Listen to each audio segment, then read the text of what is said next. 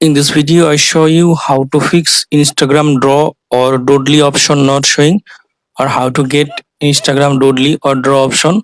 For fixing this, go to Play Store.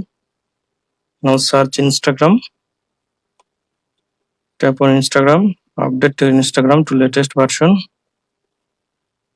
Then go to Settings. Then go to Apps. Then go to See All Apps.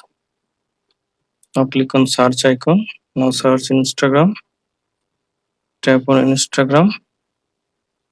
Tap on Force Stop. Tap on OK. Tap on Storage and Cache. Clear storage. Then delete. Now go back to home screen. Then open Instagram.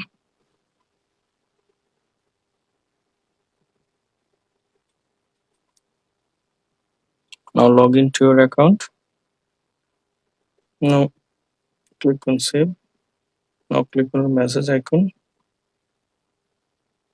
Now open any chat. Now click on plus icon. Now click on draw. Try it.